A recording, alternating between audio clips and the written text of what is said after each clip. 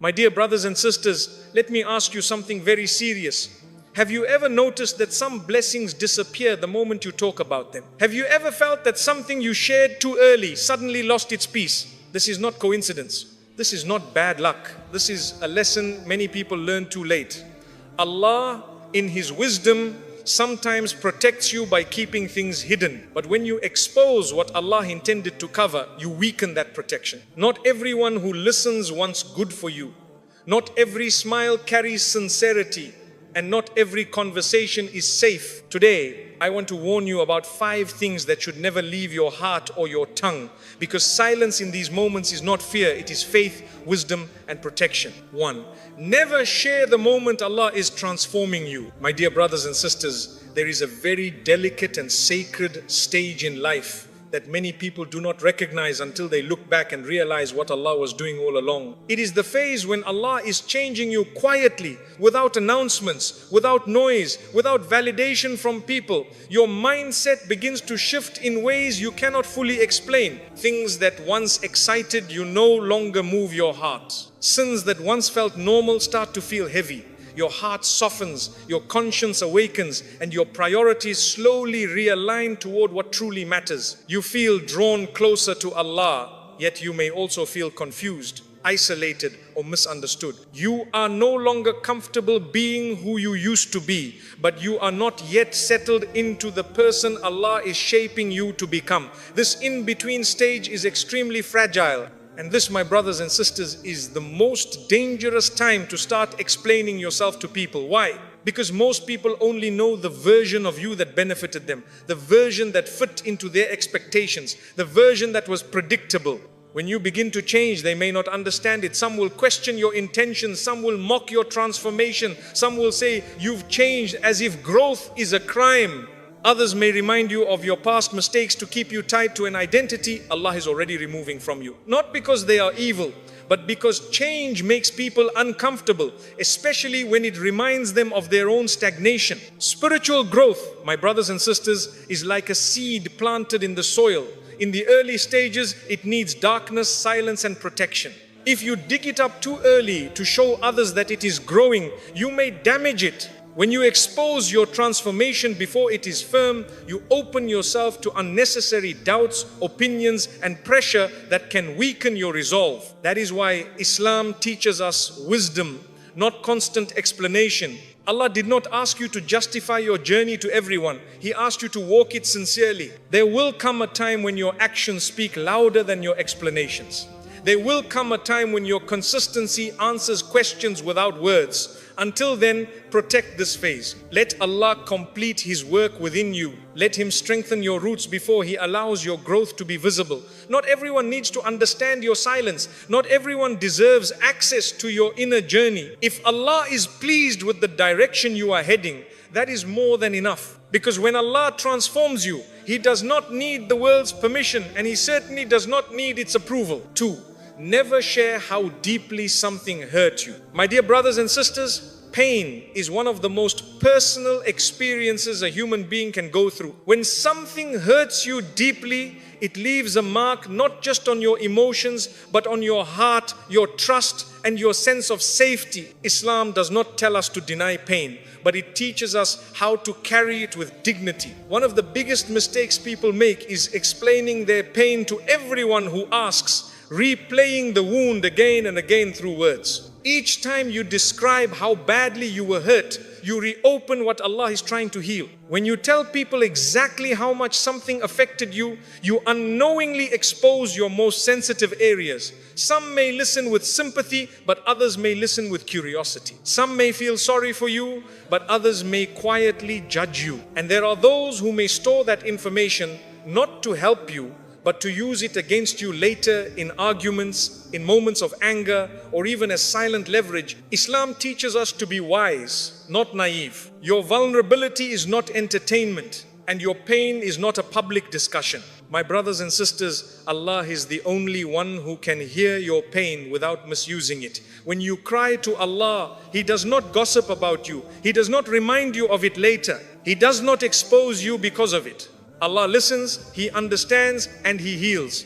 That is why Yaqub alayhi salam said, I only complain of my suffering and my grief to Allah. This is not weakness, this is strength. This is tawakkul. This is knowing where true safety lies. Sharing pain with the wrong people can slow your healing. Instead of moving forward, you become trapped in the story of what happened to you. You begin to define yourself by the wound rather than the wisdom Allah wants to give you through it. Islam teaches us that trials are meant to elevate us, not trap us.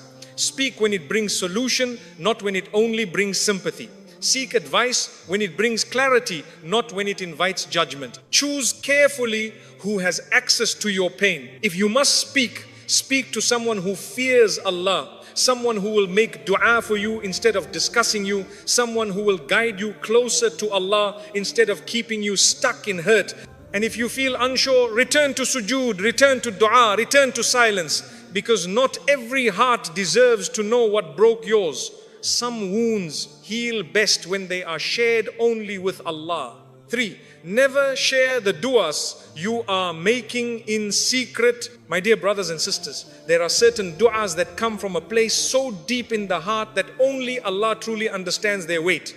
These are not casual requests. These are not light wishes. These are the du'as you whisper when no one is watching. The du'as you make when your eyes are heavy with tears, when your chest feels tight, when your heart speaks words your tongue can barely form. These du'as are sacred. They are a private conversation between you and Allah. And not every conversation with Allah is meant to be shared with people. Many people make the mistake of announcing their du'as before Allah answers them. They tell others what they are asking for, what they are hoping for, what they are waiting for. And while some people may encourage you, others may unknowingly plant doubt in your heart. They may say, that is very difficult, or I don't think that will happen, or you should be more realistic. These words may seem harmless, but they slowly enter your heart and weaken your certainty in Allah's power. And certainty, my brothers and sisters, is the soul of dua. When you share your dua too openly, you also expose it to comparison. Someone may respond by talking about their own situation, their own story, their own disappointment. And suddenly, instead of strengthening your hope, your heart becomes heavier. You begin to measure Allah's response by people's experiences, forgetting that Allah deals with each servant personally. Your dua is unique, your test is unique, and Allah's plan for you is unique. There is also a deeper wisdom here, my brothers and sisters. Some du'as are meant to stay hidden because secrecy protects sincerity. When no one knows what you are asking Allah for, your heart remains attached to Him alone. You are not waiting for people's approval. You are not looking for reassurance from creation. You are relying fully on the Creator, and that level of reliance brings a special closeness to Allah. It purifies your intention and strengthens your tawakkul. The Prophet ﷺ taught us that Allah loves the servant who calls upon Him sincerely and persistently. That private dua, repeated again and again, builds a bond with Allah that public words cannot replace. When you keep your dua secret, you are saying, Ya Allah, you are enough for me. I do not need anyone else to validate my hope. And Allah never disappoints a heart that trusts Him fully, even if the answer comes in a different form or at a different time. My brothers and sisters, this does not mean you can never ask someone to make dua for you.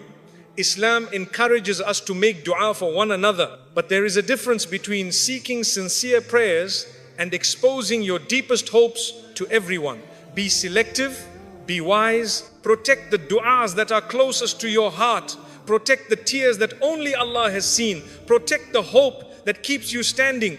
And remember this beautiful truth: when Allah answers a secret du'a, He answers it in a way that leaves people amazed, not informed. They see the outcome, but they never knew the struggle. They witnessed the blessing, but they never heard the plea. And that, my brothers and sisters, is one of the most beautiful ways Allah honors a servant. Keep some prayers between you and Allah. Let Him surprise you. Let Him reward you. Let Him be the one who reveals what He chooses, when He chooses. 4. Never share your inner struggles with faith with the wrong people. My dear brothers and sisters, let me say something very important today, something many people feel but are afraid to admit. Every believer, no matter how strong they appear, goes through moments when faith feels heavy, moments when the heart feels distant, moments when you struggle to pray with focus, when doubts whisper, when motivation fades, and when you quietly wonder, what is happening to my iman? These moments do not make you a bad Muslim. They make you human. But what matters greatly is who you choose to speak to during these moments. When faith feels weak, the heart becomes vulnerable. And vulnerability, my brothers and sisters, must be protected. If you take your inner struggles and place them in the hands of the wrong people, those struggles can grow instead of heal. Some people may dismiss your feelings. Some may make light of your pain. Others may normalize sin and say, everyone does it, don't worry, instead of guiding you back to Allah. And some may even use your moment of weakness to push you further away from your deen. This is dangerous, not because people are evil, but because not everyone understands the responsibility of guiding a heart that is struggling with faith. Islam teaches us that iman rises and falls. The companions of the Prophet ﷺ experienced this too, yet they did not expose their hearts to just anyone. They turned to knowledge, to sincere counsel, and most importantly, to Allah. When you share your faith struggles with someone who lacks taqwa, you risk turning a temporary weakness into a long-term distance from Allah. Words spoken carelessly at the wrong time can leave scars that take years to heal. My brothers and sisters, there is also something very subtle that happens when you repeatedly talk about weak iman in the wrong environment. You begin to identify yourself by that weakness instead of seeing it as a passing phase. You start believing it defines you. Shaitan loves this. He wants you to think you are broken beyond repair. But Allah tells us again and again that His mercy is greater than every sin, every doubt, every low moment. The door to Allah is never closed. But you must choose the right path back. When faith feels heavy, turn first to Allah Himself. Speak to Him honestly. Say, Ya Allah, my heart feels weak. Strengthen it. This dua alone carries immense power. Allah is closer to you than anyone else. And He understands your struggle better than you understand it yourself. Cry to Him in the quiet of the night. Sit with the Quran even if your heart feels numb. Sometimes showing up is enough for Allah to begin healing you. If you feel the need to speak to someone, choose wisely. Choose someone who fears Allah, someone whose words increase your love for Allah, not your excuses for disobedience. Choose someone who reminds you of hope, not despair. A sincere scholar, a knowledgeable friend, a person of wisdom and compassion. One conversation with the right person can lift a heart that has been drowning for months. My dear brothers and sisters, your iman is precious. It is the most valuable thing you possess in this world. Do not hand it to those who treat it lightly. Do not allow a moment of weakness to become a permanent distance. Protect your faith the way you protect something you cannot afford to lose. Because Allah never abandons a servant who keeps turning back to Him, even with a trembling heart. And remember, struggling with faith in silence while holding on to Allah is far better than speaking carelessly and drifting further away. Lima, never share your next move after Allah gives you clarity. My dear brothers and sisters, there comes a very special moment in life when Allah lifts confusion from your heart and replaces it with clarity. After months or even years of uncertainty, pain or struggle, suddenly your heart feels settled. You know what decision you need to make. You know which direction you need to take. You feel peace about moving forward, even if the path ahead still looks difficult. This clarity is not random. It is a gift from Allah. And gifts from Allah must be protected. One of the biggest mistakes people make is rushing to announce this clarity to others. The moment Allah gives you confidence in a decision, you feel an urge to explain it, justify it, and seek approval from people. But my brothers and sisters, clarity can be fragile when exposed too early. When you open your heart to too many opinions, doubts begin to creep in. People will speak from their own fears, not from